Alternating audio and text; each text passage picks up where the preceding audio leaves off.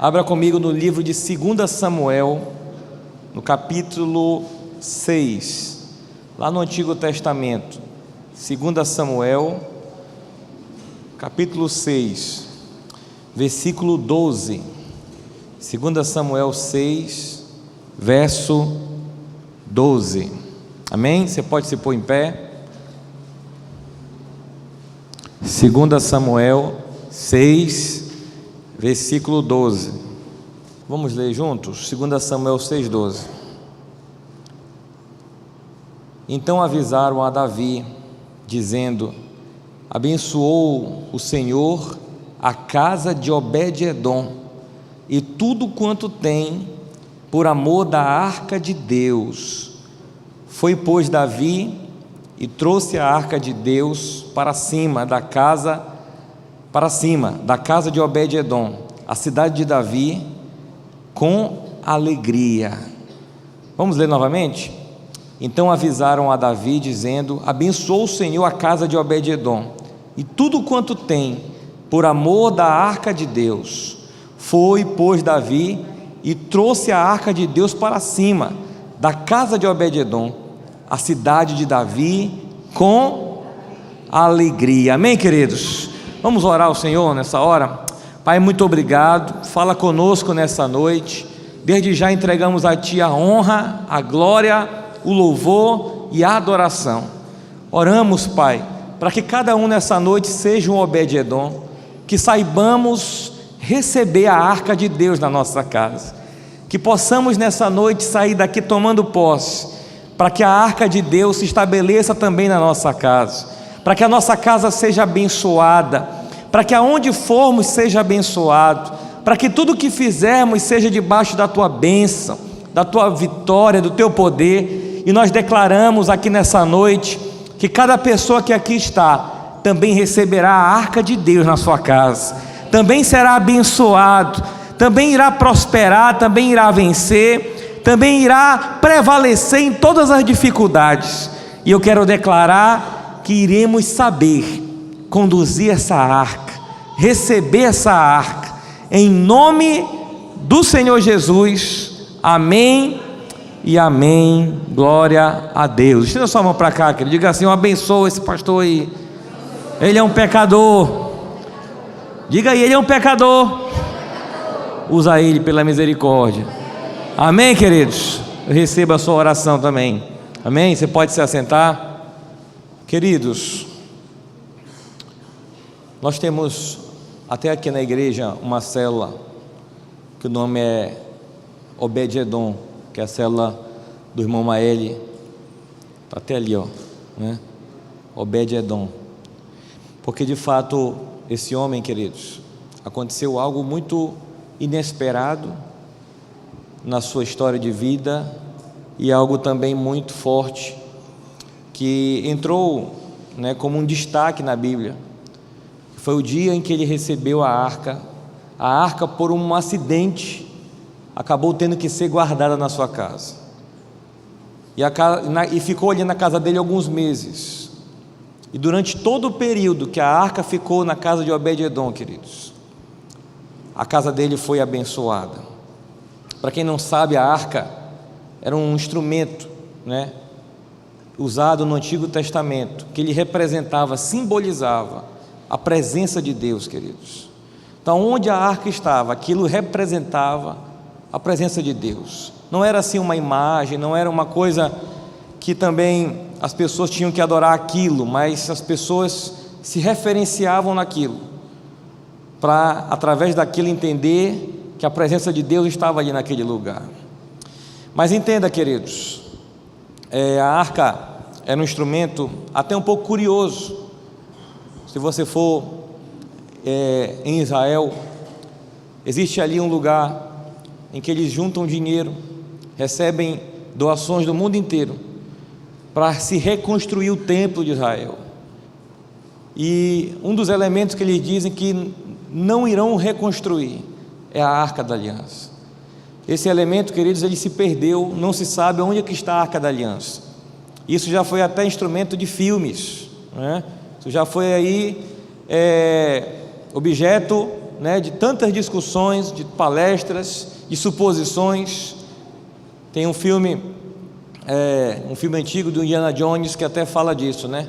Indiana Jones em busca da Arca da Aliança, né? Cadê a ditacuja da Arca? Então, apesar de tantas suposições, é bem verdade que ninguém sabe onde está, né? Mas entenda, queridos, esse símbolo não só ele se perdeu, como ele também não é mais usado. A Bíblia no Antigo Testamento é cheia de símbolos. Para quem não sabe, no Antigo Testamento, né, as pessoas elas sacrificavam os animais, os cordeiros. E no Novo Testamento, queridos, a Bíblia fala que o cordeiro já foi sacrificado por nós. Como é o nome desse cordeiro, queridos? Diga assim: Jesus é o cordeiro. Então entenda, queridos, o cordeiro de Deus que tira o pecado do mundo. Não precisa mais a gente ficar sacrificando muitos outros animais. Jesus já se sacrificou por nós. Mas eu estou usando isso aqui apenas como um exemplo, queridos, que no Antigo Testamento aquele animal também era um símbolo do que estava por acontecer. E assim também a arca no Antigo Testamento era um símbolo, queridos, do que estava por vir, da presença de Deus que marcava a vida das pessoas. Mas uma coisa que acontecia muito interessante, queridos, ela foi uma bênção para a vida e para a casa de Obed-edom, mas a mesma arca não foi uma bênção para muitas outras pessoas. E a gente fica se perguntando, né, como é que a mesma arca foi uma bênção para uns, mas não foi uma bênção para outros? Como é que a mesma arca foi usada em prol de benefícios de uns, mas não foi usada em prol de benefícios de outros? Justamente porque a gente tem que entender como é que a gente leva a arca, né? Então a arca, como nós falamos, ela era um elemento usado ali no Antigo Testamento. Acho que até tem uma foto aí da arca, não tem? Deixa eu ver se a gente, só para quem nunca viu a arca, né? Quem nunca viu ela ao vivo e a cores? Alguém que já viu ela assim ao vivo e a cores? Não? Nem eu também, né? Ninguém nunca viu. Mas a Bíblia descreve como ela era, né? A Bíblia descreve. Cadê? Tem que apagar a luz aí, por favor. Apaga aí, Dinei. Olha aí. Aclarece mais um pouco aí, Mateus. Dá um efeito aí de luz. 1, 2, 3 e 1. Oi? Já está no mais claro? Amém, obrigado. Tá dando para ver, tá, irmãos? Mais ou menos. Arruma outra foto aí, rapaz. Um negócio melhor. Amém. Mas, queridos, é só uma curiosidade, tá? Essa arca, queridos, antes de existir o templo, ela ficava dentro do tabernáculo. Mas quando existiu o templo, construíram o templo de Salomão, ela ficava no lugar mais profundo ali do templo, no Santo dos Santos. E havia um véu que dividia esse lugar de um lugar anterior. Quando Jesus morreu, queridos, a Bíblia fala que o véu ele foi o quê? Rasgado. Entenda, antes de Jesus, para as pessoas serem perdoados os seus pecados, uma vez por ano, o sumo sacerdote entrava nesse lugar, né? E ele levava o sangue dos animais e derramava sobre a arca. Era todo um ritual. Era o dia da purificação, o dia de Yom Kippur, né? E aí o que acontece, queridos? Esse dia o pecado do povo estava perdoado por causa de todo esse ritual que acontecia. Quando Jesus morre na cruz, esse véu então se rasga. O que ele quer dizer então com isso, queridos? Que agora você não precisa mais ir lá no Santo dos Santos. Você tem livre acesso a Deus. Cada um de nós agora somos sacerdotes, e a arca pode estar aonde cada um de nós estiver. Amém, queridos? Se mudou tudo, Ele renovou tudo, né? E a palavra diz que pelo sangue de Jesus nós podemos ter acesso ao Pai. Amém? Que bênção por isso, né, queridos? Agora você só dobra o joelho e o véu está aberto para todos nós. Agora a gente só clama a Deus lá na sua casa, no seu trabalho, e Deus te atende, Deus te usa e Deus te abençoa. Amém? Se isso não já está aqui, Opa, agora sim. Está dando para ver aí, queridos? Se não estiver dando para ver agora, irmãos, aí o problema já não é mais aqui, é aí com você. Mas, queridos, está aí, ó. Esse é um instrumento que era a Arca da Aliança usada no Antigo Testamento, né? Como eu disse, esse objeto ele se perdeu durante o tempo, né? Não, até hoje é uma grande incógnita, né, da humanidade, e não se sabe onde está. Mas há textos bíblicos que a Bíblia fala que ele seria retirado da humanidade. Esse texto até se cumpre nos nossos dias, né? Mas ainda que o existisse, queridos, a nossa Arca da Aliança é Cristo em nós, a esperança da glória. Amém, queridos? Essa é a nossa arca. Amém. Obrigado, Mateus. Pode acender aqui, por favor. Essa arca, queridos, ficou na casa de Obed-edom. E a Bíblia diz que Deus abençoou aquela casa. Mas eu volto a dizer, houve outros episódios em que a arca também não funcionou como bênção na vida daqueles que estavam rodeados nesses episódios. Nós vamos falar um pouco sobre isso aqui hoje, né? Como transportar a nossa arca, como receber a nossa arca. Amém, queridos? Como nós vamos ser abençoados pela arca de Deus em nossas vidas. Você pode abrir comigo a sua Bíblia? Quero falar de um primeiro episódio, em 1 Samuel, volte um livro, 1 Samuel, no capítulo 4, 1 Samuel 4,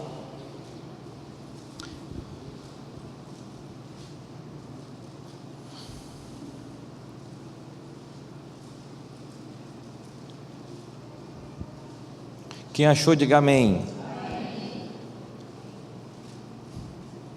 1 Samuel capítulo 4, a palavra de Deus diz assim, queridos: e sucedeu que, vindo a arca do concerto do Senhor ao arraial, todo Israel, o que, queridos? Jubilou. Você está lendo aí? Perdão, irmãos, versículo 5, não havia dado o versículo. 1 Samuel 4, verso 5, vamos reler. E sucedeu que, vindo a arca do concerto do Senhor ao arraial, todo Israel o quê? Começou a gritar bem alto. Minha versão diz jubilou, com grande júbilo, até que a terra estremeceu. E os filisteus, ouvindo a voz do júbilo, disseram: que voz de tão grande júbilo é esta no arraial dos hebreus? Então souberam que a arca do Senhor era vinda ao arraial. Pelo que os filisteus se, o que, irmãos? Atemorizaram, porque diziam: Deus veio ao arraial. E diziam mais: ai de nós, que tal nunca sucedeu antes. Ai de nós, quem nos livrará da mão destes grandiosos deuses? Estes são os deuses que feriram os egípcios com todas as pragas junto ao deserto. Esforçai-vos, sede homens, ó filisteus, para que porventura não venhais a servir aos hebreus, como eles serviram a vós. Sede, pois, homens e pelejais. Então pelejaram os filisteus. Quem pode ler o verso 10, por favor, queridos? Então os filisteus atacaram, e Israel foi derrotado, fugindo cada um para a sua terra. Houve grande matança, pois foram mortos 30.000 homens de infantaria de Israel. Amém, queridos? Olha o que aconteceu, irmãos. Houve uma guerra entre Israel e os filisteus. Os filisteus, queridos, eram sempre um calo no sapato de Israel. E houve uma guerra. E aí os israelitas foram derrotados. Eles voltaram tristes. E eles ficaram se perguntando: por que a gente não conseguiu vencer? E alguém veio de lá com a ideia de: não, faz o seguinte, pega a arca lá e vamos levar ela junto com a gente. Vamos voltar para a guerra e vamos levar a arca junto com a gente. E levaram a arca com eles. A Bíblia diz que quando a arca chegou no exército israelita, foi uma alegria muito grande, ao ponto dos filisteus ficarem com medo, irmãos. E a guerra começou de novo. E a Bíblia diz que novamente os israelitas foram derrotados. E agora com a arca de Deus juntos. Entenda, queridos. Será que a arca não ajudou em nada aqui? Sabe? Será que a arca piorou a situação? Porque a Bíblia fala que morreram 30.000 homens nessa segunda vez. E olha o que aconteceu, queridos. Os filisteus pegaram a arca e levaram a arca lá para o território dos filisteus. Vamos ler um pouquinho do que aconteceu aqui. Está com a sua Bíblia aberta?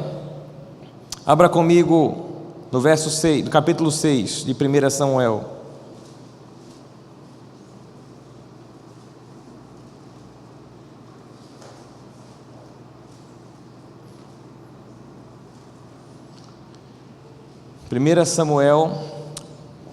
Capítulo 5,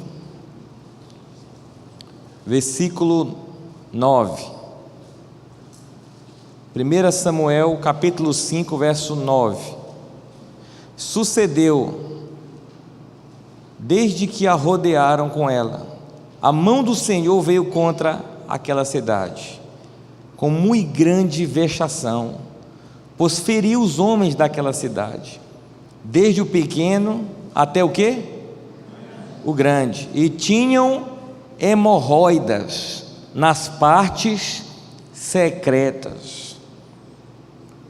Olha o que aconteceu com os filisteus, queridos. Pegaram a arca, levaram para o território dos filisteus. No primeiro momento colocaram ela dentro do templo do deus Dagom. A Bíblia fala que quando era de manhã que eles iam olhar, a imagem do deus deles estava curvada diante da arca. Até que eles pegaram a arca, tiraram de lá, e ela começou, queridos, a trazer doenças para os inimigos. Por quê, queridos? Ela não estava no lugar certo. E essa doença eram hemorroidas, e morreram pessoas de hemorroidas, e muita gente passou a ter doenças nas partes íntimas, como diz a Bíblia. Deus estava dando um recado, queridos. Não era só matando os inimigos, mas também humilhando os inimigos, trazendo vexação, vexame para os inimigos. Aí o que os filisteus fizeram, queridos? Manda de volta essa arca. E aí a arca botaram em cima de um carro de boi, lá vem a arca voltando, irmãos. E ela chega numa determinada região de Israel. E aí o povo vai lá receber a arca, não é? E olha o que acontece. Você está com a Bíblia aberta ainda aí? Quando o povo recebe a arca, abra comigo no capítulo 6, verso 19. 1 Samuel 6, 19.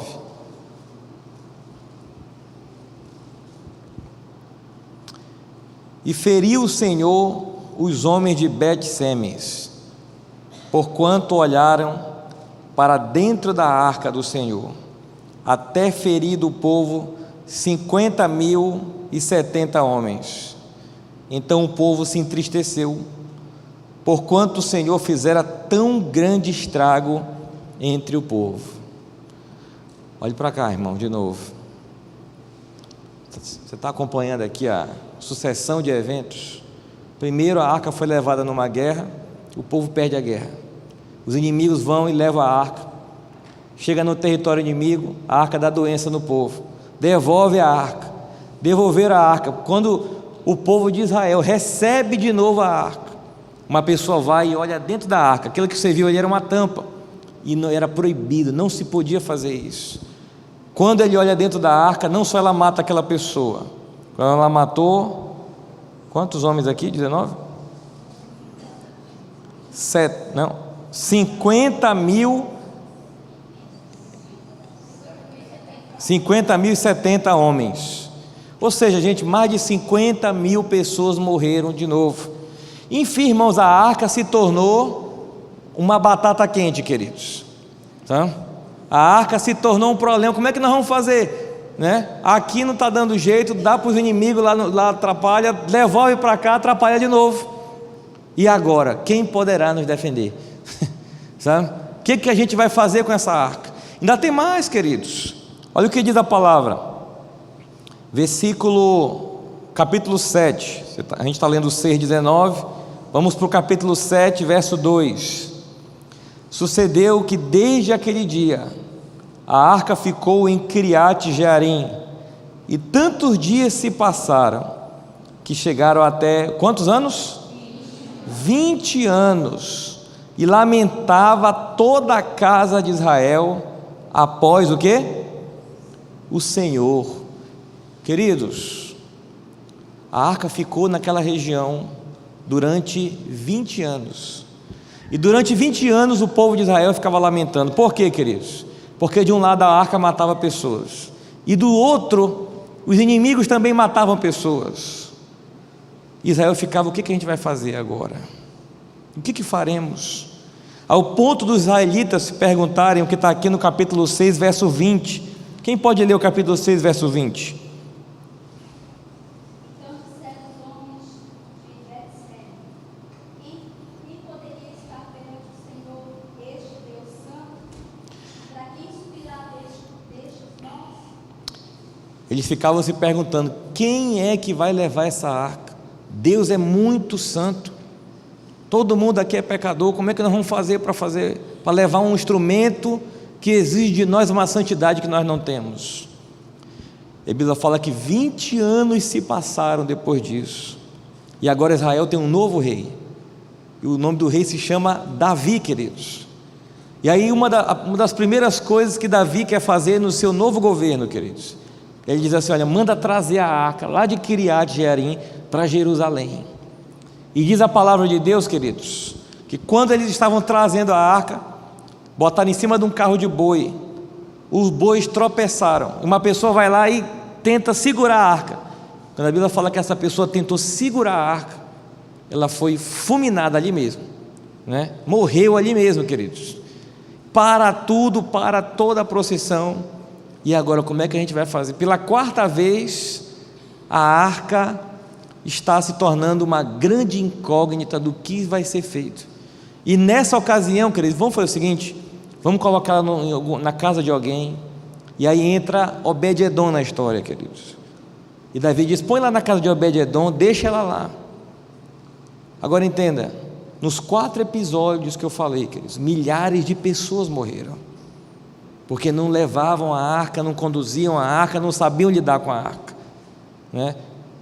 Nesse terceiro episódio, 20 anos de problemas, 20 anos de lutas, porque não sabiam lidar com a arca. E agora ela chega. Já imaginou, queridos, se eu tenho um problema que mata todo mundo, se eu tenho algo que traz muito prejuízo, eu chego com você e digo assim: eu queria deixar isso aqui lá na sua casa, entendeu? O que você ia fazer? Pastor, o senhor quer realmente o meu bem? Mas entenda, irmãos, Obed-edom disse: deixa aqui. Todo mundo, ninguém estava sendo abençoado, queridos, mas Obed-edom foi abençoado. Será que Obed-edom é alguém muito especial? Será que Obed-edom é alguém muito melhor do que nós, queridos? A palavra de Deus diz, queridos, Obed-edom é quase que um anônimo na Bíblia. Obed-edom, queridos, é alguém sem muita relevância bíblica. O pouco que eu achei sobre Obed-edom, a Bíblia diz que ele era um levita, um dos muitos e muitos levitas que adoravam no templo, diz a palavra. Ele era um adorador. Essa é uma das primeiras características desse homem, queridos. Ele era um adorador de Deus, e Deus permitiu que a arca ficasse na casa de um adorador, de alguém que servia no templo. O que será que as outras pessoas não tinham que Obed-edom tinha, que ele era abençoado quando todo mundo era morto, queridos? Por que aquele homem era tão assim abençoado por um instrumento que estava gerando problema para todo mundo? Sabe, queridos, nós temos que aprender não só com Obed-edom, mas com o erro dos outros. Ouvi uma frase que disse, né, é bom aprender com nossos erros, mas é muito melhor aprender com dos outros. Sabe, queridos, a gente tem que aprender com os erros dessas pessoas aqui. O primeiro episódio, irmãos, a arca foi levada como instrumento de guerra. A arca foi levada, queridos, para se ter benefícios. E esse é o primeiro erro que nós caímos na nossa vida, irmãos. É quando nós queremos usar Deus só para adquirir benefícios. A gente quer Deus para receber vitória, menos para poder abrir mão do que Ele exige de nós. Nós queremos Deus por algum motivo, queridos, menos para usar isso como um instrumento que vai exigir de nós alguns sacrifícios. Queria que você colocasse aqui, por favor, Evangelho de Marcos,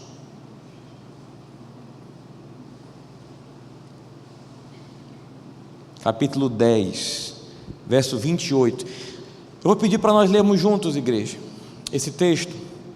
Marcos 10, 28. Ela está aqui? Está dando para ler aí, queridos? Está dando para ler? Diga amém. Vamos ler juntos? Diz assim, ó: e Pedro começou a dizer-lhe: eis que nós tudo deixamos e te seguimos. E Jesus respondendo disse: em verdade vos digo que ninguém há que tenha deixado casa, ou irmãos, ou irmãs, ou pai, ou mãe, ou mulher, ou filhos, ou campos, por amor de mim e do Evangelho. Para um pouquinho aqui, volta lá. Aqui Pedro está um pouco preocupado, queridos, assim, ó: Senhor, a gente deixou tudo para te servir, o que a gente vai receber em troca? Aí Jesus começa a dizer para ele, né? Olha, todo mundo que deixou pai, casa, irmão, bens materiais, deixou coisas e pessoas, né? Projetos, abandonou tudo por amor de mim, eu vou dizer o que vocês vão receber. E diz a palavra, diz assim, ainda neste tempo, eu não sei qual o tempo de Deus, ainda neste tempo vocês vão receber algo em troca. Vamos ler o que a gente vai receber, queridos. Vou até perguntar, está com a sua Bíblia aberta aí? Não abra não, vamos ler aqui, versículo 30, né? O próximo: que não receba 100 vezes tanto, já neste tempo, em casas, irmãos, irmãs, e mães, e filhos, e campos, com o quê? Perseguição, e no século futuro o quê? Irmãos, se a gente está abrindo mão de coisas e de pessoas por amor a Deus, Ele está dizendo assim para nós: vocês vão receber 100 vezes mais. Quem gostaria de receber 100 vezes mais, irmãos? A sua família, diga amém. Quem gostaria de receber 100 vezes mais, queridos? Bens materiais, diga amém. Eu gostaria também, queridos, não é pecado não, irmão, amém? Quem gostaria de receber alguma casa nova, diga amém. Amém, queridos? Quem gostaria de receber de Deus coisas materiais, diga amém, queridos. Você precisa disso, irmãos. Você veio para cá nu, você recebeu roupa, você recebeu condições, você recebeu algum veículo, você recebeu coisas de Deus. E quem gostaria de receber mais de Deus, diga amém, queridos. Amém. Só que Jesus também disse assim, queridos: só que agora vocês vão receber tudo em troca, muito mais. Só que agora receberão com perseguições. Quem gostaria de receber perseguições, diga amém. Sabe, queridos, nós queremos a bênção, o que nós não queremos é pagar o preço. O que nós não queremos é pagar o preço. Entenda, irmãos, a arca sendo levada para ser um instrumento de guerra era isso. É quando a gente quer levar Jesus só para a gente receber a bênção, e não para a gente ser uma bênção. É quando a gente quer Jesus em benefício próprio. É quando a gente quer Jesus só para vencer as batalhas. Mas quando a gente vence, onde é que a gente coloca Jesus nessa história?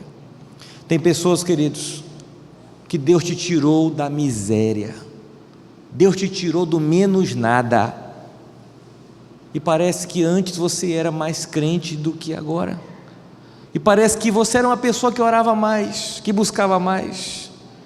Tem pessoas, queridos, que antes de serem tão afetadas na sua saúde, sabe, parece que você era uma pessoa de maior dedicação. Tem pessoas, queridos, que antes de perder ou de ganhar, parece que você era melhor. Eu te pergunto aqui nessa noite, é uma pergunta que a resposta é feita para você mesmo. Responda para você.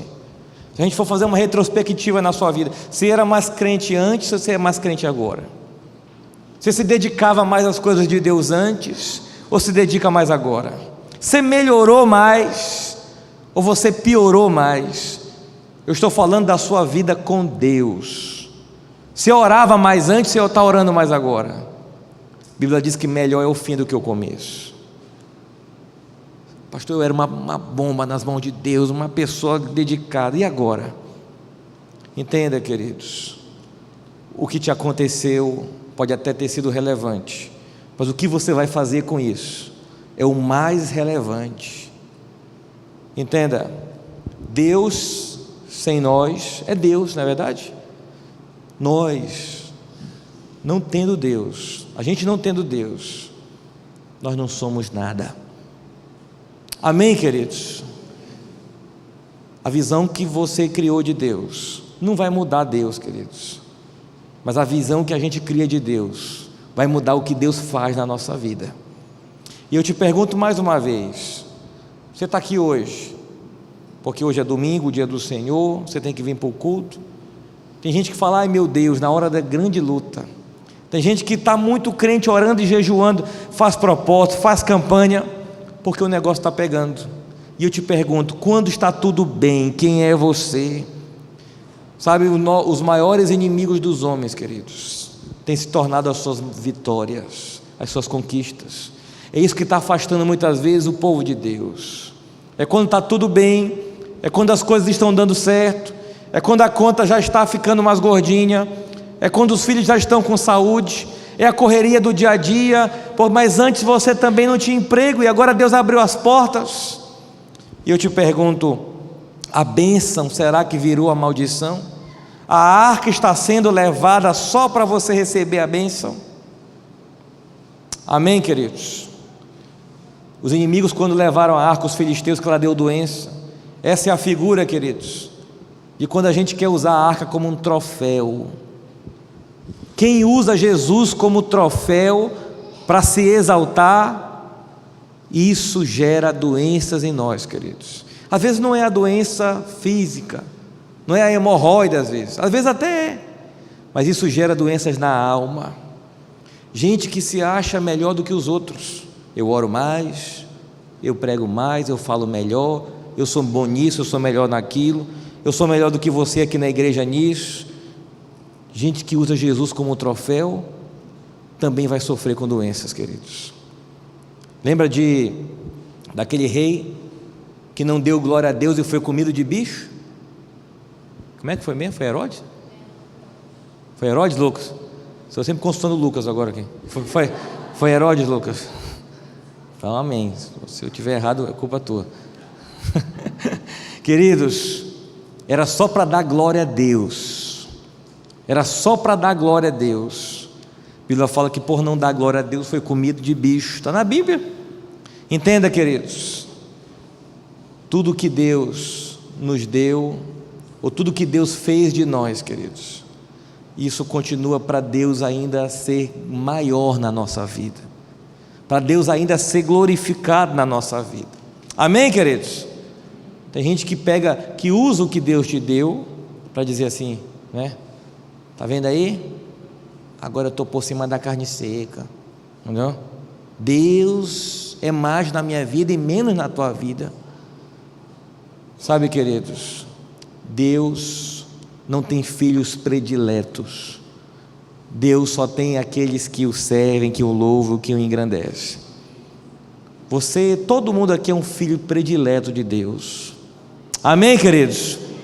Ninguém é o bambambam de Deus, ninguém é o mar de Deus. Todos somos de Deus. Amém, queridos? Usar a arca para se promover, usar Jesus para se promover, gera doenças, queridos. Nós estamos vivendo um momento em que líderes cristãos estão se matando. A depressão é uma doença, irmãos. A gente está vivendo momentos, queridos, em que parece que as pessoas estão buscando, dando, mas não estão entendendo.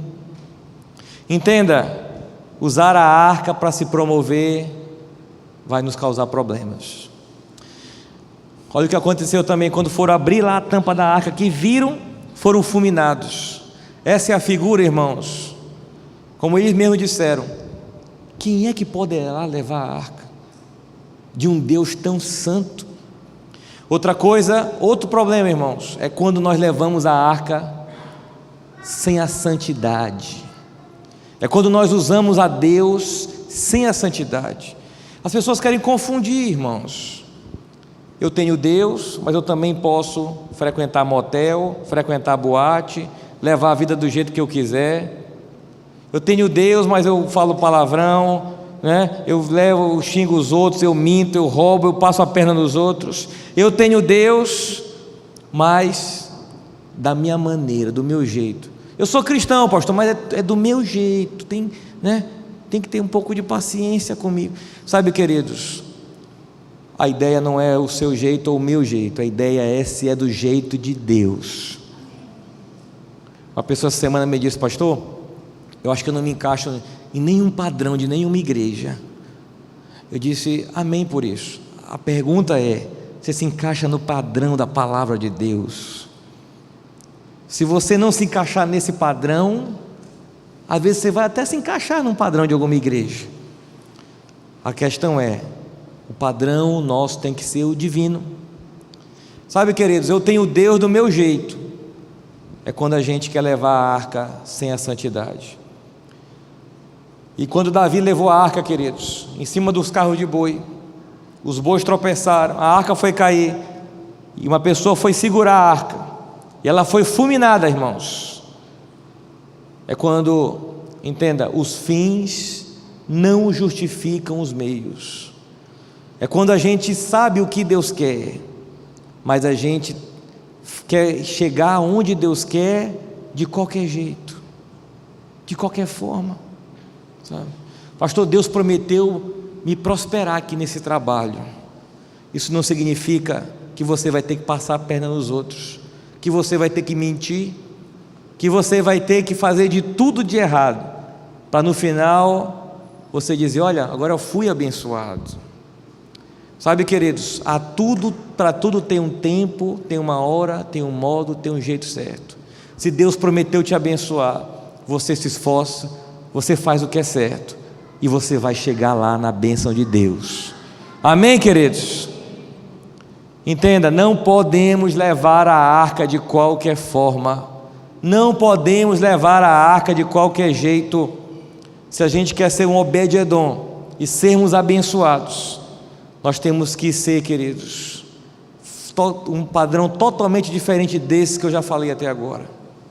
Obed-Edom, queridos, não era alguém especial, era apenas alguém que servia na obra de Deus, era apenas alguém que adorava a Deus, somente isso. Amém, queridos?